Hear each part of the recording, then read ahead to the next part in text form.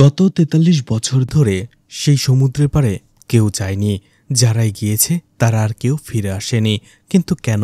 আর কেনই বা সেই সমুদ্র অভিশপ্ত ছিল? যারা মিস্ট্রি এবং সাসপেন্স মুভি দেখতে পছন্দ করেন তাদের জন্য আজকের মুভিটা অনেক বেশি এক্সাইটিং হতে চলেছে। কারণ আজকের মুভিতে রয়েছে অসাধারণ সব সাসপেন্স আর টুইস্ট, যেটা একের পর এক মুভির মোড় ঘুরিয়ে দেবে আর গায়ে কাঁটা দিয়ে উঠবে। তো আজ এমনই সাসপেন্স আর মিস্ট্রিতে ভরা তামিল মুভি কিংস্টন এক্সপ্লেন করতে যাচ্ছি।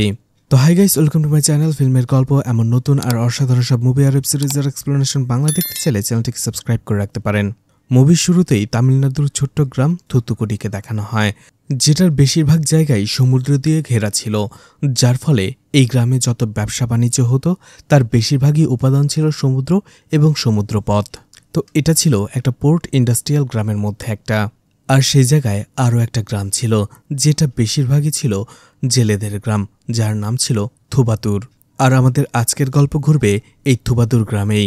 শুরুতেই ১৯৮২ সালের ঘটনা দেখানো হয়, যেখানে সমুদ্র পাড়ে সব গ্রামবাসীরা একত্রিত হয়েছিল। আর সেখানে একজন ফাদারও ছিল। সেখানে একটি কফিন রাখা ছিল, আর গ্রামবাসীরা সেটার সামনেই দাঁড়িয়েছিল। আর কফিনের সামনে দাঁড়িয়ে সেই ফাদার বাইবেল পড়ছিল। আর সেই কফিনটা নড়াচড়া করছিল, কিন্তু সেই কফিনের ভেতরে জীবিত কেউ ছিল না, বরং একটা ডেড বডি ছিল। আর এই ডেড বডিটা কোনো সাধারণ মানুষের ডেড বডি ছিল না, এটা ছিল এই গ্রামের সব থেকে খারাপ মানুষের ডেড বডি। এই লোকটা এতটাই খারাপ ছিল যে গ্রামবাসীরা তার কাজে বিরক্ত হয়ে অতৃষ্ট হয়ে তাকে পিটিয়ে মেরে ফেলেছে। কিন্তু সেই খারাপ লোকটা মারা যাবার পরে একটা মনস্টার ইভিলে পরিণত হয়েছে, আর সে এই গ্রামটাকে অভিশপ্ত করে রেখেছে। আর এটা নিয়ে গ্রামবাসীরা প্রত্যেকে চিন্তিত, কারণ গ্রামে একের পর এক রহস্যময়ভাবে লোকেরা মারা যাচ্ছিল। এতে করে প্রত্যেকটা গ্রামবাসী খুব ভয়ের মধ্যে ছিল, চারদিকে মৃত্যুর আহাজারি। আর এই জন্য এই অভিশাপ থেকে বাঁচার জন্যই তারা এই রিচুয়ালটা করছে। আসলে সেই গ্রামের ফাদারই বলেছিল এই লাশটার জন্যই গ্রামটা অভিশপ্ত হয়ে গেছে। আর এই অভিশাপ থেকে বাঁচার জন্য তাদেরকে একটা রিচুয়াল পালন করতে হবে, সেটা হচ্ছে এই লাশটাকে সমুদ্রে সমাধি করতে হবে। যদিও সমুদ্রের সমাধির এই রিচুয়ালটা এই গ্রামে নতুন কোনো কিছু নয়, এর আগেও তারা এই কাজটা অনেকবার করেছে। কিন্তু আগের রিচুয়ালগুলোর থেকে এবারকার রিচুয়ালটা ভিন্ন, কারণ আগে যত মানুষকেই সমুদ্র সমাধি করা হয়েছে তারা ছিল খুবই ভালো মানুষ, যারা তাদের জীবনে কোনো খারাপ কাজ করেনি। এই গ্রামের সবথেকে ভালো মানুষগুলোই যখন মারা যাচ্ছিল তখনই তাদের সমুদ্রের সমাধি দেওয়া হতো। কিন্তু এবার ছিল ভিন্ন কথা। এবার এই গ্রামের সবথেকে খারাপ মানুষটাকেই সমুদ্রের সমাধি করা হচ্ছে। আর এই কাজটা তারা করছে বাধ্য হয়ে, যাতে করে তারা তাদের গ্রামটাকে অভিশাপ মুক্ত করতে পারে। কিন্তু এর একটা নেগেটিভ সাইডও রয়েছে। এই লাশটাকে সমুদ্র সমাধি করার পরে গ্রামটা তো অভিশপ্ত মুক্ত হয়ে যাবে, কিন্তু সমুদ্রটা অভিশপ্ত হয়ে যাবে। আর যেখানে এই লাশটাকে সমুদ্রের সমাধি করা হবে তার আশেপাশে যতগুলো সমুদ্রের জলজ প্রাণী রয়েছে তারা সব ডেডলি মনস্টার এবং ক্রিয়েচারে পরিণত হয়ে যাবে। সমুদ্রটা একেবারে মৃত হয়ে যাবে। আর যেহেতু এই আত্মাটার সাথে এই গ্রামবাসীদের শত্রুতা ছিল, তাই এই গ্রামের যারাই এই সমুদ্রে যাবে সেই আত্মা তাদেরকেই মেরে ফেলবে। তাই সমুদ্রে যে মাছ ধরাটা তাদের বন্ধ করতে হবে, যেটা এই গ্রামবাসীদের পক্ষে একেবারেই অসম্ভব ছিল। কিন্তু এখন পারতপক্ষে না পেরেই তারা সবাই রাজি হয়ে যায়। তাই চার্চের ফাদার তাদের যা বলছিল তারা সেটাই করছিল। গ্রামবাসীরা প্রথমে সেই কফিনটাকে তুলে নিয়ে আসে সমুদ্রের তীরে। এরপরেই সেই কফিনটাকে গলিত স্বর্ণ দিয়ে সেখানে একটা সিল তৈরি করে কফিনের ওপরে। আর এতে করেই সেখানকার আবহাওয়া খারাপ হতে থাকে, সেখানে বৃষ্টিপাত হতে থাকে, বজ্রপাত হতে থাকে। আর একবার তো তাদের গ্রামে বজ্রপাত হয়ে আগুন লেগে যায়। গ্রামবাসীরা তাড়াহুড়ো করে সবাই মিলে আগুন নেভাতে শুরু করে। আর এইদিকে ফাদার কয়েকজন জেলেকে নিয়ে এবং সেই কফিনটাকে নিয়ে গভীর সমুদ্রে যেতে থাকে আর রিচুয়াল পালন করতে থাকে। আর রিচুয়াল পালন শেষ করার পরে গভীর সমুদ্রতে সেই কফিনটাকে সমাধি দিয়ে চলে আসে আবার। আর এরপরেই সমুদ্র তীরের সবটা জায়গা জুড়ে তারা এক ধরনের বেড়া দিয়ে দেয়, ব্যারিকেড দিয়ে দেয়, যাতে করে কেউ সমুদ্রতে যেতে না পারে। কিন্তু মাছ ধরাটা ছিল এই গ্রামের পূর্বপুরুষের পেশা। তারা এত সহজে এই পেশাটা কি করে ভুলে যাবে? আর মাছ ধরাটাই ছিল তাদের মূল জীবিকা। আর এই জন্য তারা ফাদারের কথা অমান্য করে রাতের বেলা লুকিয়ে সেই সমুদ্রে চলে যায় মাছ ধরার জন্য। কিন্তু সেই অভিশপ্ত আত্মা তাদেরকে মেরে ফেলে। আর পরদিনই গ্রামবাসীরা সমুদ্রের তীরে সেই কয়েকজন জেলে লাশ পায়। পরিস্থিতির ভয়াবহতা দেখে সেখানকার সরকার সেই গ্রামে মাছ ধরা নিষিদ্ধ করে দেয়, সাইনবোর্ড টানিয়ে দেয়। এরপরে থুবাতুর গ্রামের জেলেরা অন্য গ্রামে লুকিয়ে রাতের বেলা মাছ ধরতে চলে যেত। কিন্তু সেই গ্রামের জেলেরা তো আর এমনিতেই তাদের মাছ ধরতে দেবে না, তাই তারাও তাদের ধরে ফেলে এবং পিটিয়ে তাদেরকে ফেরত পাঠিয়ে দেয়। থুবাতুর গ্রামের জেলেদের অবস্থা একেবারেই অসহায় হয়ে পড়ে। তাদের একমাত্র জীবিকা নির্বাহনের পথটা বন্ধ হয়ে গেছে। এইসব গ্রামের মানুষরা একেবারেই তেমন বেশি শিক্ষিত ছিল না। এছাড়া তারা ছোটবেলা থেকেই সাঁতার এবং মাছ ধরা ছাড়া আর কিছুই শেখেনি। তাই তারা কি করেই জীবিকা নির্বাহ করবে কিছুই বুঝতে পারছিল না। পরিবারের ভরণ পোষণের দায়িত্ব ঠিকঠাকভাবে পালন করতে না পেরে হতাশ হয়ে অনেক জেলেরাই সেখানে আত্মহত্যা করছিল, ফাঁসিতে ঝুলে পড়ছিল তারা। এরপরেই ঘটনা চলে যায় 2009 সালে, যেখানে ছোট্ট একটা বাচ্চাকে দেখানো হয়। ছেলেটির নাম ছিল কিং। আর কিংয়ের বাবার মৃত্যু এই সাগরের অভিশাপে, অর্থাৎ সেই অভিশপ্ত আত্মার হাতেই হয়েছিল। কারণ তার বাবাও লুকিয়ে সেই সমুদ্রে মাছ ধরতে গিয়েছিল। কিংও জানে যে তাদের এই গ্রামের সমুদ্রটা অভিশপ্ত, এখানে যাওয়া নিষেধ। কিন্তু ছোট্ট কিংয়ের মনে এটা কখনোই মেনে নিতে চায়নি যে এই অভিশাপের কারণেই সবাই মারা যাচ্ছে। সে সবসময় চাইতো সে নিজে এই গভীর সমুদ্রে যাবে এবং এর রহস্য উদ্ঘাটন করবে। কিন্তু কিংয়ের দাদা কখনোই সেটার পারমিশন তাকে দেয়নি, আর সবসময় কিংকে সমুদ্র তীর থেকে দূরে থাকতে বলতো। কিন্তু কিং কখনোই এই কথাটা পুরোপুরিভাবে বিশ্বাস করতে পারেনি। কিং সবসময় তার দাদাকে বলতো এমনকি থুতুকুডি গ্রামের জেলেরাও সমুদ্র থেকে মাছ ধরে, অন্যান্য গ্রামের জেলেরাও সমুদ্র থেকে দিব্যি মাছ ধরে যাচ্ছে। তাহলে কেন শুধুমাত্র আমাদের গ্রামেই মাছ ধরা নিষিদ্ধ? কেন আমরা নিজেদের সমুদ্র থেকে মাছ ধরতে পারবো না? কিংয়ের দাদা বলতো সেই সমুদ্রে যে আত্মা রয়েছে, অভিশপ্ত আত্মা, তার শত্রুতা শুধুমাত্র আমাদের গ্রামের মানুষদের সাথে। আর এই জন্য এরপরে কিংয়ের দাদা তাকে পুরো ঘটনাও বলে। কিন্তু কিং তারপরেও এইসব কথায় একেবারেই বিশ্বাস করত না।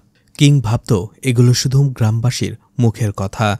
ঠিক তখনই সেখানে থমাস নামের একজন লোক চলে আসে। এই থমাসকে গ্রামবাসীরা থমাস আন্না বলতো। তাকে খুব সম্মান করে গ্রামের সবাই, কারণ এই গ্রামের সবাই যখন রোজগার ছাড়া না খেয়ে মারা যাচ্ছিল, তখনই থমাস তাদের রোজগারের ব্যবস্থা করে দিয়েছিল। কিন্তু এই থমাসকে আপনি যতটাও ভালো ভাবছেন, সে ততটাও ভালো নয়। আসলে সে এই সব কিছুর ফায়দা নিচ্ছিল। এই গ্রামে যেহেতু বেকারত্ব অনেক ছিল, সেই সুযোগে থমাস একজন গ্যাংস্টার হিসেবে সেই সব বেকার লোকদের দিয়ে স্মাগলিংয়ের কাজ করাতো। থমাস সেখানে কিংকে বলে, তোমার বাবা যে ভুল করেছে, তুমি একই ভুল কখনোই করো না।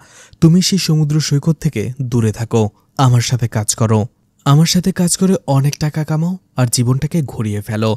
এরপরে থমাস কিংকে অ্যাডভান্স টাকা দেয় আর বলে, যখন তুমি আরও একটু বড় হবে, তোমার অল্প অল্প দাড়ি মোজ গজাতে থাকবে, তখনই তুমি আমার সাথে এসে কাজে জয়েন করবে।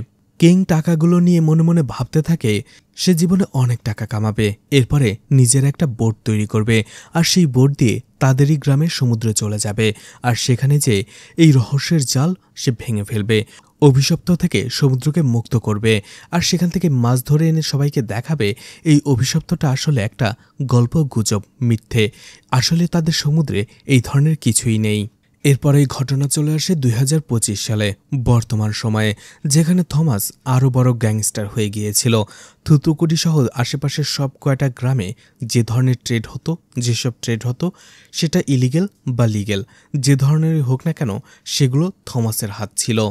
থুতুকুডি গ্রামে থমাসের এতটাই পাওয়ার ছিল যে সেখানকার গ্রামবাসীরা মনে করত থমাসের ইশারা ছাড়া সমুদ্রের একটা মাছও নড়ে না। ঠিক তেমনি থুবাতুর গ্রামেও থমাসের ইনফ্লুয়েন্স বা প্রভাব ছিল অনেক বেশি। সেখানকার গ্রামবাসীরা তাকে পুজো করত। সেই গ্রামে কেউ মারা গেলে থমাস তার লোকদের দিয়ে সেই পরিবারের জন্য টাকাও পাঠিয়ে দিত।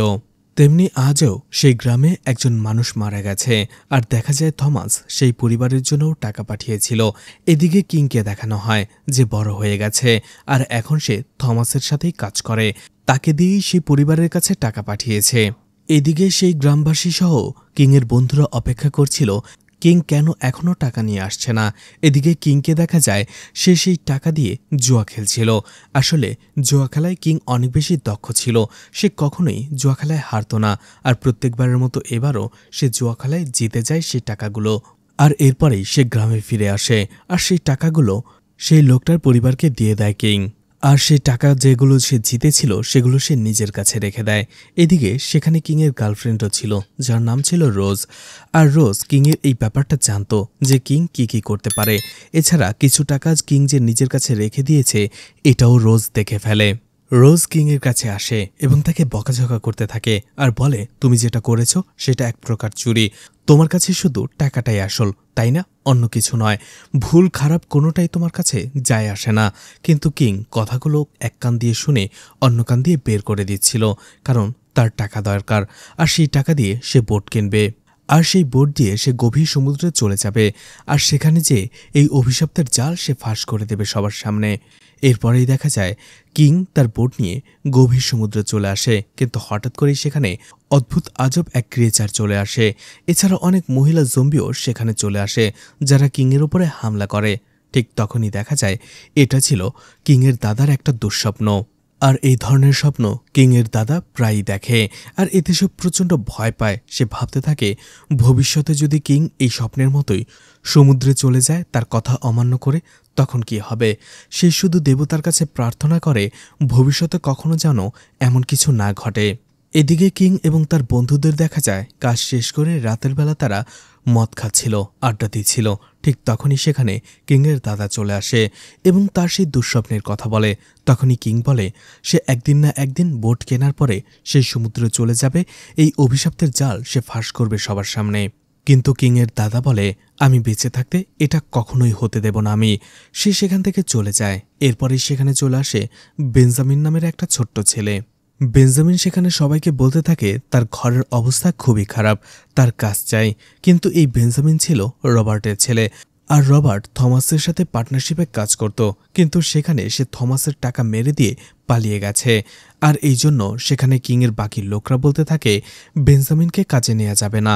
কে বলবে ওর বাবার মতো ও যদি বিশ্বাসঘাতকতা করে।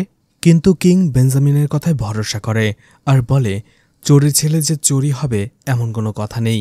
কিং বেঞ্জামিনকে বলে, তুমি টেনশন করো না, আমি থমাস আন্নার সাথে কথা বলবো। এরপরেই একটা বাচ্চাকে দেখা যায় যে সমুদ্র তীরে বসেই কাঁদছিল, কারণ এই ছেলেটির বোন নিখোঁজ হয়ে গিয়েছিল। সে তার বোনের কথা ভেবেই কাঁদছিল।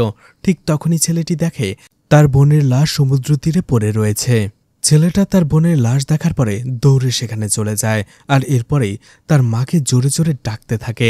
ঠিক ওই সময়টাতে তার বোনের লাশ হঠাৎ করেই ছেলেটির পা ধরে ফেলে, আর দেখা যায় সেই মেয়েটি একটা জম্বিতে পরিণত হয়েছিল। আর তখনই দেখা যায় এটা ছিল গডসনের একটা দুঃস্বপ্ন। আসলে সত্যি গডসনের বোন অনেক বছর আগে হারিয়ে গিয়েছিল, আর স্বপ্নে দেখা সেই ছোট্ট ছেলেটি ছিল গডসন।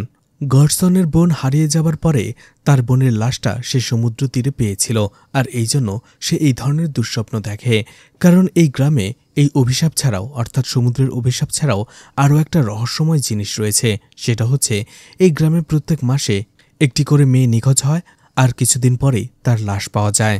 আর লাশগুলো সবসময় সমুদ্র তীরেই পাওয়া যেত। গডসনের বোনের সাথেও ঠিক একই রকম ঘটনা ঘটেছিল, আর এই জন্য গডসন সেই কথাটা এখনো ভুলতে পারেনি। এরকম দুঃস্বপ্ন দেখে সে। আর একটা কথা, এই গডসন হচ্ছে কিংয়ের বন্ধু। পরদিন সকালবেলাতেই দেখা যায় গডসনের কাছে বেঞ্জামিন চলে আসে, কারণ আজকেই থমাসের সাথে বেঞ্জামিনকে তারা দেখা করাতে নিয়ে যাবে। এরপরেই দেখা যায় তারা বেঞ্জামিনকে থুত্রুকুটির বন্দরে নিয়ে আসে, আর সেখানে থমাসের সাথে দেখা করায়। কিন্তু থমাস বলে কি গ্যারান্টি রয়েছে যে বেঞ্জামিনও তার বাবার মতো আমার সাথে ফ্রড করবে না। কিন্তু কিং বলে আমি ওর গ্যারান্টি নিচ্ছি, তুমি ওর বিরুদ্ধে কোনো অভিযোগ করার সুযোগই পাবে না। অবশেষে থমাস কিংয়ের কথায় বেঞ্জামিনকে কাজে রেখে দেয়। কিং এবং তার বন্ধুরা বেঞ্জামিনকে তাদের সাথে নিয়ে যায় কাজ শেখানোর জন্য। আর এরপরেই আমরা জানতে পারি আসলে কিং আর তার বন্ধুরা কী কাজ করে। আসলে এরা সি কুকুম্বার ধরে। এই সি কুকুম্বার হচ্ছে এমন একটা প্রাণী যেটা সমুদ্রের ইকোসিস্টেম বজায় রাখতে অনেক গুরুত্বপূর্ণ ভূমিকা পালন করে।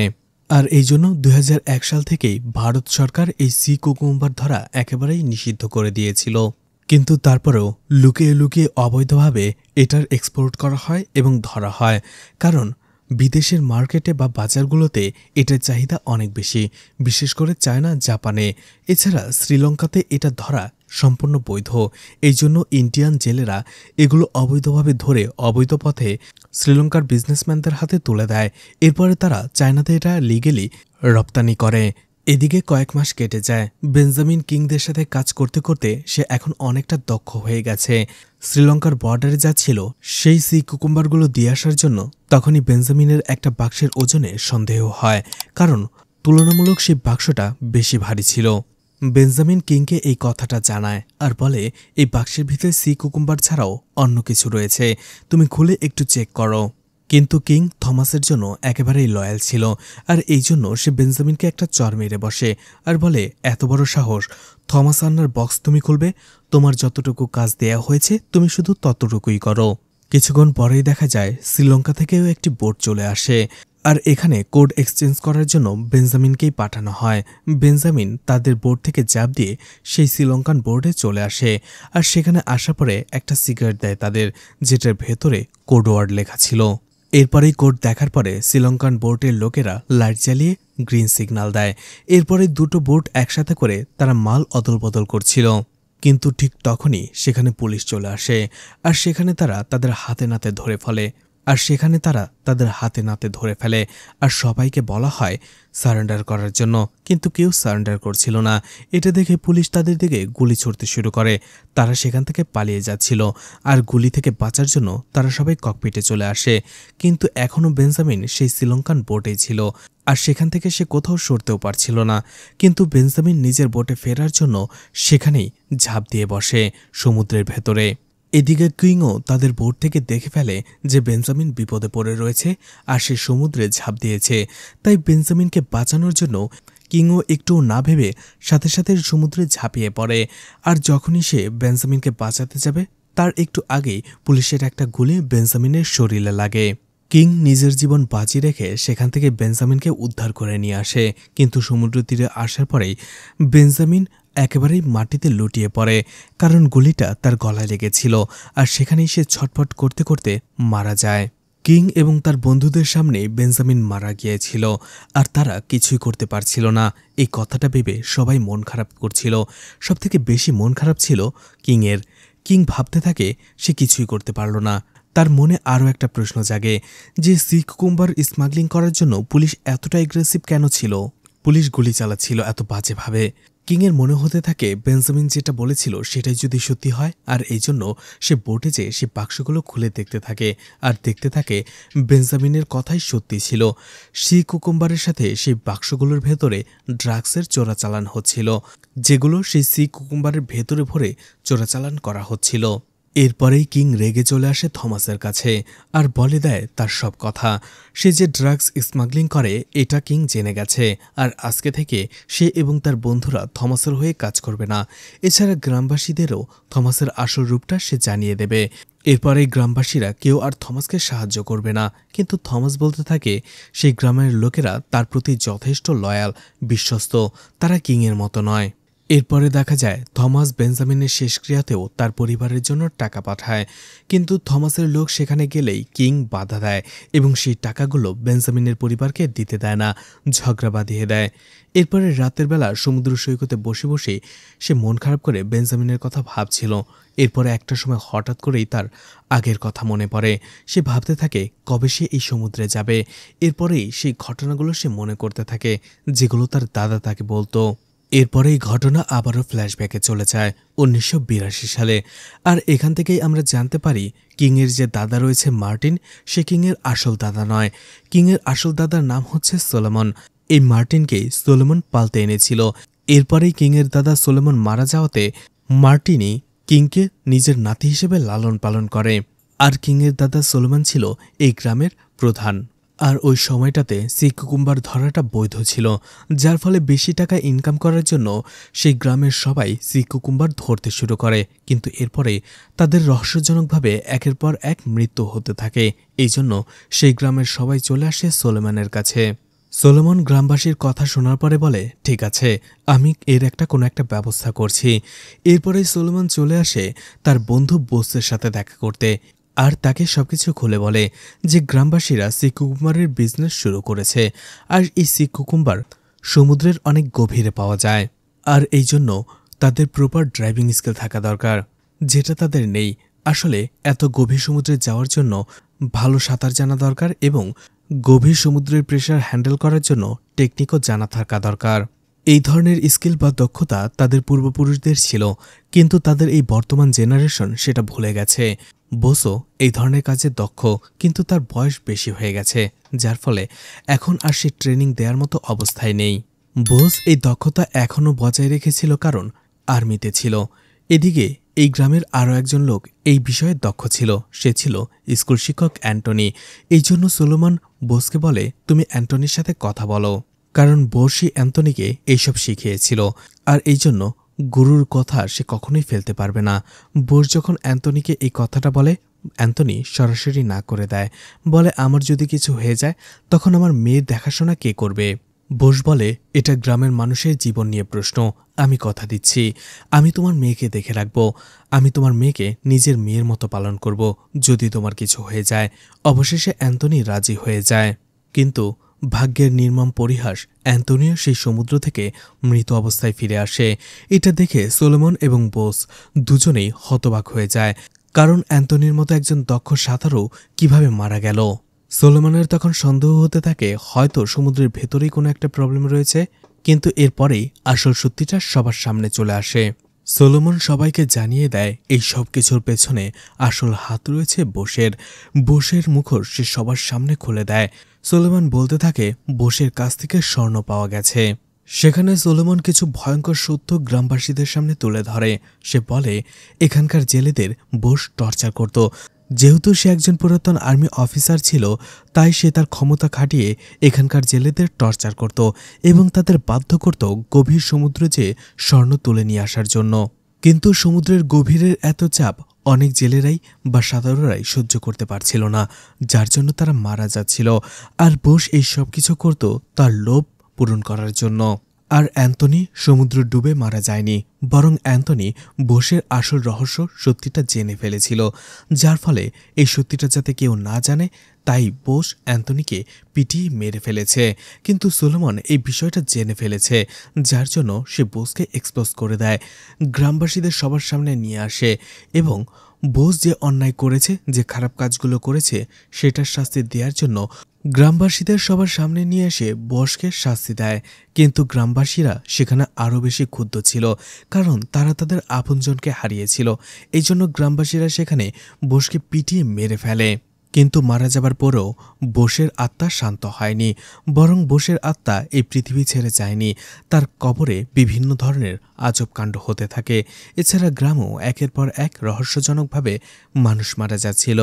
বোসের আত্মার লোভ এবং প্রতিশোধ নেবার আগুন নেভানোর জন্যই সেই রিচুয়ালটা করা হয়েছিল, যেখানে বোসের কফিনের ওপরে তার কাছ থেকে পাওয়া সেই স্বর্ণ গলিয়ে সেটার উপরে লাগিয়ে দেওয়া হয়, আর এরপরেই তাকে সমুদ্রতে সমাধি দেয়া হয়।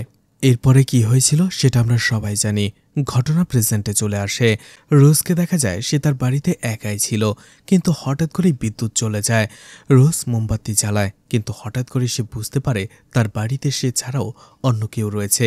এতে রোজ প্রচণ্ড ভয় পেয়ে যায়। সে আশেপাশে মোমবাতির আলোতে দেখার চেষ্টা করছিল, কিন্তু কিছু বুঝে ওঠার আগে রোজকে কেউ টেনে নিয়ে যায়। এরপরেই দেখানো হয় কিংকে, যে সমুদ্র তীরেই হেঁটে বেড়াচ্ছিল। কিং আসলে সেই ব্যারিকেডের সামনে দাঁড়িয়ে এখনও সেই সমুদ্র নিয়েই ভেবে চলছিল। ঠিক তখনই সে কিছু একটার আওয়াজ শুনতে পায়, আর পাশে তাকিয়েই দেখে কয়েকজন লোক বোটে করে কাউকে সমুদ্রে ফেলে দেওয়ার চেষ্টা করছিল। কিং এবং তার বন্ধুরা যে তাদের বাধা দেয় এবং তাকে রক্ষা করে, আর দেখা যায় সেটা আর কেউ নয়, রোজ ছিল। আর যে লোকগুলো রোজকে উঠিয়ে নিয়ে যাচ্ছিল তারা ছিল থমাসের লোক। তখন কিং তাদের জিজ্ঞেস করে, তোমরা এমনটা কেন করছিলে রোজের সাথে? তখন সেই লোকগুলো বলছিল যে এটা আসলে এক ধরনের রিচুয়াল। সমুদ্রের ভেতরে যে অভিশপ্ত আত্মাটা রয়েছে তাকে শান্ত করার জন্য, তাকে বশে আনার জন্য এই রিচুয়ালটা করা হয়। আর এই রিচুয়ালটা হচ্ছে প্রত্যেক মাসে একজন কুমারী মেয়েকে এই সমুদ্রে ফেলে দেওয়া হয়, আর এটা তারা থমাস আনার কথাই করত। তখনই গডসনও বুঝতে পারে তার বোনকে এই রিচুয়ালেরই বলি হতে হয়েছে, অর্থাৎ থমাসই তার বোনকে মেরে ফেলেছে। আর এই জন্য সে প্রচণ্ড রেগে যায় এবং সেই লোকগুলোর উপরে ঝাঁপিয়ে পড়ে। কিন্তু কিং তাদের বাধা দেয় আর বলে, এদের মেরে কি হবে, এরা তো শুধুমাত্র থমাসের কথা মতো কাজ করেছে, আসল অপরাধী তো থমাস নিজেই। এদিকে কিং সবকিছু শোনার পরে ভাবতে থাকে যে এই অভিশপ্ত সমুদ্রের কথা চারদিকে ছড়িয়ে দেওয়ার পেছনে থমাসেরও হাত রয়েছে। আর এটা করে সে চারদিকে মানুষের মনে ভয় ঢুকিয়ে দিয়েছে, যার ফলে এই ভয় দেখিয়েই সে তাদের দিয়ে স্মাগলিং করাতো। আর আজকের ঘটনার পর থেকে কিংয়ের আরও বেশি মনে হতে থাকে সমুদ্রে যে অভিশপ্ত আত্মার কথা বলা হচ্ছে সেটা শুধুমাত্র একটা লোককথা, ধোঁকাবাজি ছাড়া আর কিছুই নয়। এই জন্য কিং তার দাদাকেও বলে, তুমিও আমাকে মানুষের মতো মিথ্যে বললে, তুমি আমাকে সমুদ্র থেকে দূরে রাখার জন্যই থমাসের সাথে আমাকে কাজে পাঠিয়ে দিয়েছ, কিন্তু এখন আমি আর কোনো বাধাই শুনব না, আমি সমুদ্রের ভেতরে যাবই। আর কিংয়ের এই জেদের কাছে কিংয়ের দাদাও হেরে যায়, সে কিছুই বলে না। এদিকে কিং তো ঠিক করে নেয় সে সমুদ্রে চলে যাবে, কিন্তু বোট কোথায়, তার তো নিজস্ব কোনো বোট ছিল না। এই জন্য কিং ভাবে কেননা সে থমাসের বোটটাই চুরি করবে, আর সেই জন্য এরপরেই কিং চলে যায় থমাসের বোট চুরি করার জন্য। যদিও থমাসের লোকেরা অনেক চেষ্টা করে, অনেক বাধা দেয় কিংকে ঠেকানোর জন্য, কিন্তু কিং সব বাধা উপেক্ষা করে সেই বোট চুরি করে নিয়ে আসে। এরপরেই থমাসের লোকেরা যখন থমাসকে কল করে এই কথা জানানোর জন্য, তখন দেখা যায় কিংই সেই ফোনটা ওঠায়, থমাসের ফোনটা। আর তখনই আমরা জানতে পারি যে এখানে আসার আগেই কিং থমাস এবং তার কয়েকজন লোককে বন্দি করে ফেলেছিল এবং সে তাদের সাথে করে এই বোটে করে থমাস এবং সেই লোকগুলোকে আটকে নিয়ে এসেছিল। এরপরেই কিং সেই বোটটা নিয়ে গভীর সমুদ্রের উদ্দেশ্যে রওনা দেয়, অভিশপ্ত সমুদ্রে সেই মিটটাকে ভেঙে ফেলার জন্য। কিন্তু সমুদ্রের কিছু দূর যাওয়ার পরেই সেই বোটের ভেতরের একটা রুম থেকে শব্দ আসতে থাকে। এতে কিং সহ বাকিরা একটু ভয় পেয়ে যায়। তারা ভাবতে থাকে সমুদ্রের অভিশাপের কথাটা হয়তোবা সত্য, সেই অভিশপ্ত আত্মাটাও হয়তোবা সত্য, আর এই জন্যই এমনটা হচ্ছে। কিন্তু তখনই দেখা যায় সেই রুমের ভেতর থেকে রোজ বের হয়ে আসে।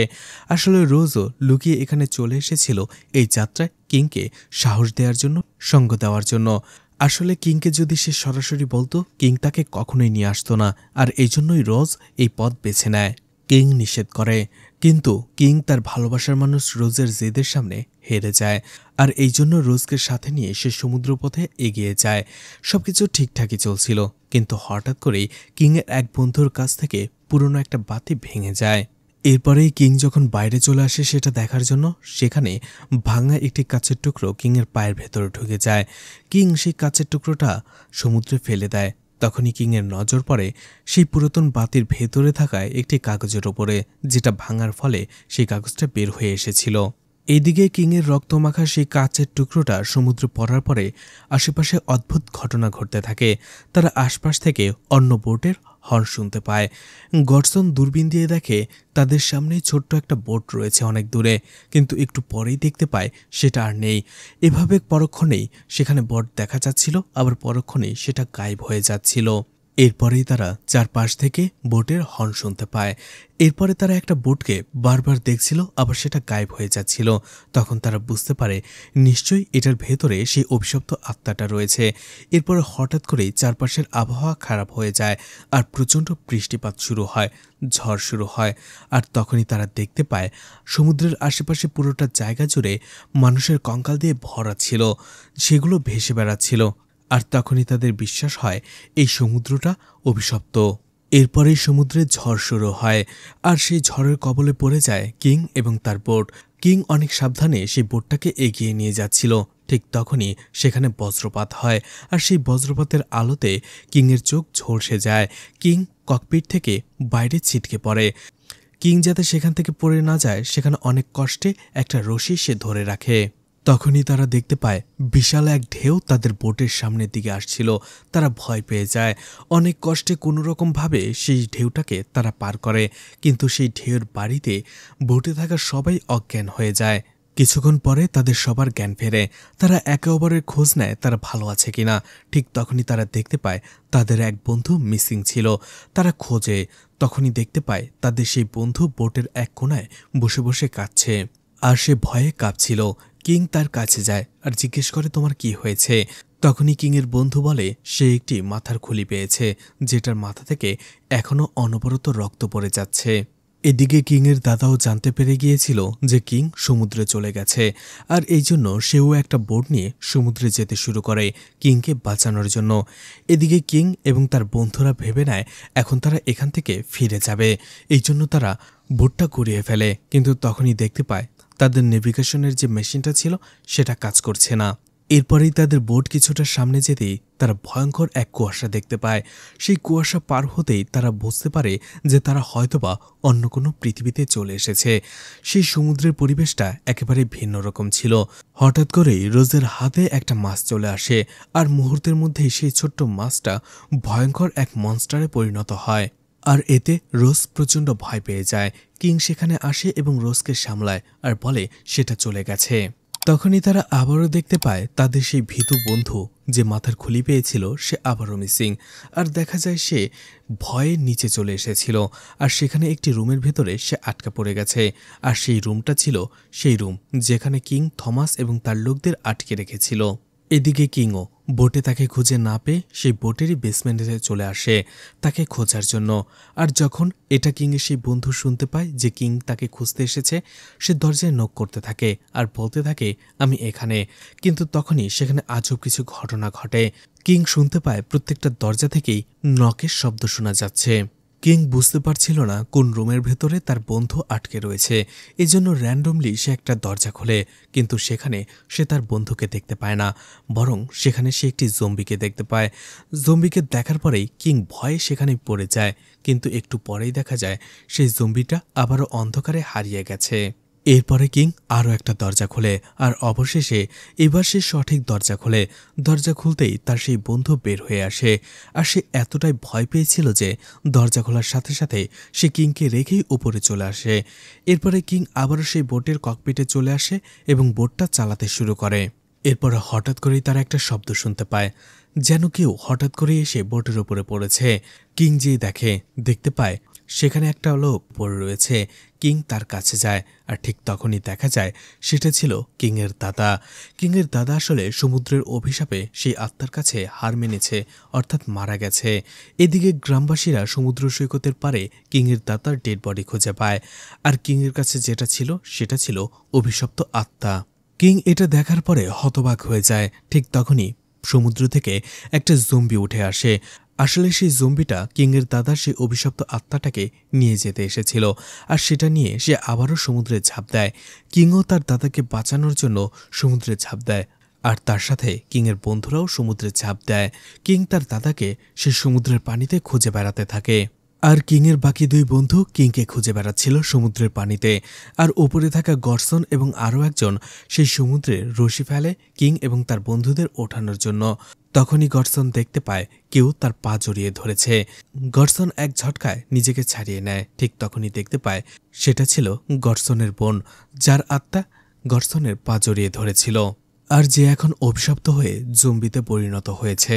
এরপরেই দেখা যায় বোটের ওপরে একের পর এক মেয়ে জম্বি চলে আসছিল, আর এই জম্বিগুলো সেই মেয়ে যাদেরকে থমাস এই সমুদ্রে বলি দিয়েছিল। আর তারা দেখতে এতটাই ভয়ঙ্কর পরিণত হয়েছে যে তাদের দেখার পরে বোটে থাকা সবাই ভয়ে পাথর হয়ে যায়। আর অবশেষে রোজ একটা সময় ফাইট ব্যাক করে, সেই জম্বিদের সাথে লড়াই করতে শুরু করে। আর তারা তিনজনই সেখানে ফাইট করে অবশেষে একটা সময় জম্বিদের হাত থেকে বাঁচার জন্য ককপিটে চলে আসে এবং দরজায় লাগিয়ে দেয়। কিন্তু সেখানে গর্সন সেই জম্বিদের মধ্য থেকে নিজের বোনকে চিনতে পারে, আর সে ইমোশনাল হয়ে যায়, দরজা খোলার চেষ্টা করে। কিন্তু সেই ভীত বন্ধু গর্সনকে চর মেরে বসে, যাতে গর্সন বাস্তবতায় ফিরে আসে, কারণ তার বোন মারা গেছে। আর এখন গর্সন যাকে দেখছে সে একটা জম্বি, তাকে সে মেরে ফেলবে। তাই তাদের হাত থেকে বাঁচার জন্য তাদের বুদ্ধি বের করা দরকার। এদিকে জম্বিরা তাদের তিনজনকে ধরার জন্য একটা সময় কাঁচগুলো ভেঙে ফেলে, জানালা দিয়েই তাদের ওপরে আক্রমণ করতে শুরু করে। আর এই সময়ের মধ্যে কিংয়ের বন্ধু কিংকে নিয়ে বোটে ফিরে আসে, আর এটা যখন জম্বিরা টের পায়, জম্বিদের সব আকর্ষণ সেই দিকে চলে যায়। তারা কিং এবং তার বন্ধুদের আক্রমণ করার চেষ্টা করে।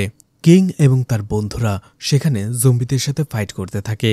এদিকে এর মধ্যেই থমাসের এক লোক নিজেকে ছাড়িয়ে নেয় এবং সে সেখান থেকে পালানোর চেষ্টা করছিল, কিন্তু সে তো আর জানত না এই বোটের ভেতরে ভয়ঙ্কর সব জম্বিরা আক্রমণ করেছে। আর জম্বিদের দেখার পরে সে চিৎকার করে ওঠে। তখনই জম্বিদের সব আকর্ষণ কিং এবং তার বন্ধুদের রেখে সেই লোকটার উপরে চলে যায়। সেই লোকটা যখন পালাতে চলছিল ঠিক তখনই জম্বিরা তাকে ধরে ফেলার চেষ্টা করে, কারণ তারা ছিল থমাসের লোক। তারাই এই মেয়েগুলোকে সমুদ্রে বলি দেওয়ার জন্য নিয়ে আসতো। এদিকে সেই লোকটা জম্বিদের হাত থেকে বাঁচার জন্য সমুদ্রের পানিতে ঝাঁপ দিয়ে বসে, আর তার পিছু পিছু সব জম্বিরাও সমুদ্রের পানিতে ঝাঁপ দেয় এবং সেই লোকটা সমুদ্রের পানির ভেতরেই জম্বিরা তাকে আটকে ফেলে, মেরে ফেলে। এদিকে কিং আপাতত স্বস্তি ফিরে পায়। এরপরেই তার হঠাৎ করে মনে পড়ে কিংয়ের দাদার অভিশপ্ত আত্মা যখন তার কাছে ছিল তখন সে তাকে কিছু একটা ইশারা করছিল। সেটা কি ছিল সেটাই মনে করার চেষ্টা করে কিং। তখনই কিংয়ের মনে পড়ে কিংয়ের দাদা পুরাতন বাতি থেকে বের হয়ে আসা সেই কাগজটার দিকে ইশারা করেছিল। কিং সেটা খুলে পড়তে শুরু করে, আর তখনই এই মুভির সবথেকে বড় টুইস্ট রিভিল হয়। সেটা হচ্ছে আসল কালপ্রিট বোস ছিল না, বরং কিংয়ের দাদা সোলাইমন ছিল। গ্রামের জেলেদের জোর করে পাঠিয়ে সে সমুদ্র থেকে স্বর্ণ নিয়ে আসত, আর এটা বোস জেনে যায়। আর সোলোমনকে স্বর্ণসহ হাতে নাতে ধরে ফেলে। সে তাকে পুলিশে ধরিয়ে দেবার ভয় দেখায়। ঠিক তখনই সোলোমনের বাকি লোকেরা সেখানে চলে আসে, আর সেই ছেলেগুলোই বোসকে সেখানে মেরে আত্মরা করে ফেলে। সোলোমন বোসের আত্মরা লাশটা নিয়ে গ্রামবাসীদের সামনে চলে আসে এবং বোসকেই কালপ্রিট হিসেবে ঘোষণা করে। আর এই সত্যিটা শুধুমাত্র কিংয়ের দাদা মার্টিন জানত, আর এটা সে ভয়ে কাউকে বলতেও পারছিল না। এই জন্য সেটা পুরোটা লেখার পরে সেই পুরাতন ল্যাম্পে সেই কাগজটা সে ঢুকিয়ে রেখেছিল। এমনকি সে কিংকেও এই ঘটনা বলেনি, তার কাছ থেকে লুকিয়ে রেখেছে তার দাদার আসল পরিচয়, আসল সত্যি। কিং এরপরে ভাবে আর তার বন্ধুদের বলতে থাকে যেহেতু বোস একজন ভালো মানুষ ছিল, সৎ মানুষ ছিল, তাই মারা যাবার পরে সে মনস্টারে পরিণত হয়েছে প্রতিশোধ নেবার জন্য। আর এখন তার আত্মাটাও অভিশপ্ত হয়ে গেছে। এখন কি করতে হবে? যেহেতু সমুদ্রে ছিল তার আত্মাটা, তাই সমুদ্র অভিশপ্ত হয়ে গেছে। এখন আমাদের এমন একটা কিছু করতে হবে যাতে করে এই সমুদ্রটাকে অভিশপ্ত মুক্ত করা যায়। কিন্তু কি করা যায়? কারণ এই আত্মাটাকে বা কফিনটাকে যেখানেই রাখা হোক না কেন সেই জায়গাটা অভিশপ্ত হয়ে যাবে। ঠিক তখনই তারা দেখতে পায় তাদের নেভিগেশন ডিভাইসটা ঠিকঠাকভাবে কাজ করছে। এটা দেখার পরেই কিংয়ের মাথায় একটা আইডিয়া আসে আর বলে আশেপাশে অনেক পরিত্যক্ত আইল্যান্ড রয়েছে। তারা যদি সেই কফিনটাকে কোনো একটা আইল্যান্ডে রেখে আসে তাহলে এই সমুদ্রটা অভিশাপ থেকে মুক্ত পাবে এবং তাদের গ্রামও। আর এরপরেই তারা বোসের কফিনটা যেখানে রাখা হয়েছিল সেখানে যেতে শুরু করে। আর এদিকে থমাস এবং তার লোকদের বোটের বাইরেই তারা বেঁধে রেখেছিল। এরপরে হঠাৎ করেই তাদের বোটটা থেমে যায়। অনেক পরীক্ষা নিরীক্ষা করে দেখার পরে তারা দেখতে পায় বোটের নিচে একটা জালে আটকে গেছে, আর সেই জালটা ছাড়ানোর জন্য কিং থমাসের লোকদের জোর করে। অবশেষে একজন লোক সমুদ্রের পানিতে চলে যায় সেই জাল ছাড়ানোর জন্য, কিন্তু সমুদ্র পানিতে নিচে নামার সাথে সাথেই একটা সমুদ্র জম্বি তার উপরে হামলা করে। তাকে উপরে তুলে নিয়ে আসার জন্য কিং এবং তার বন্ধুরা রশি ধরে টানতে থাকে, কিন্তু দুর্ভাগ্যবশত সেই লোকটা শুধুমাত্র হাতটাই উপরে চলে আসে, বাকিটা জম্বি নিয়ে যায়। এদিকে কিংও হিসাব করে দেখতে পায় বোসের সেই কফিনটা আর বেশি দূরে নেই, তাই সে একটা জীবনের রিস্ক নেয়। সে নিজেই অক্সিজেন মাস্ক পরে সমুদ্রে ডাইভ করে সেই কফিনটা নিয়ে আসার জন্য। কিছুদূর আসার পরেই কিং দেখতে পায় সেখানে অনেকগুলো কফিন রয়েছে। আসলে এই সবগুলো কফিনকেই সমুদ্র সমাধি করা হয়েছিল, কিন্তু বোসের কফিনটা চিনতে তার একটুও কষ্ট হয় না, কারণ বোসের কফিনের ওপরে স্বর্ণ দিয়ে সিল করা ছিল। এদিকে কিং বোসের কফিনের অনেক কাছাকাছি চলে এসেছিল, সে সেটা দেখতেও পেয়েছিল। ঠিক তখনই দেখা যায় বোটের উপরে সেই জম্বি মনস্টারটা চলে আসে, আর সে গডসনের পিছেই দাঁড়িয়েছিল। কিন্তু গডসন এটা টেরি পায়নি, সে তো ব্যস্ত ছিল কিংয়ের জন্য অক্সিজেন পাইপ সমুদ্রের নিচের দিকে দেওয়ার জন্য। আর এরপরেই সেই মনস্টার জম্বি গডসনের উপরে হামলা করে বসে। সে শুধু গডসন নয়, বোটে যারা ছিল তাদের সবার উপরে হামলা করতে থাকে। এদিকে অক্সিজেনের লেভেল কমে আসছিল, কিংয়ের শ্বাস নিতে কষ্ট হচ্ছিল।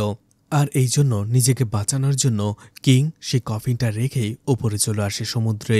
আর এরপরেই দেখা যায় কিং ভুলেই গিয়েছিল যে সে বোটের মাঝে থমাসকে বেঁধে রেখেছিল। থমাস আসলে ইতোমধ্যে নিজেকে ছাড়িয়ে নিয়েছে, আর সে কিংয়ের গলা চেপে ধরে সমুদ্রের পানিতেই। তখন থমাসও কিংকে অনেক বড় একটা সত্যি বলে দেয়, সেটা হচ্ছে থমাসও সলমনের হয়ে কাজ করত। এরপরে বোস যখন সলমনের আসল সত্যিটা জেনে যায়, সেদিন সলমনকে বাঁচানোর জন্য থমাসই বোসকে প্রথম আঘাত করেছিল এবং সেখানে তাকে আহত করে মেরে ফেলেছিল।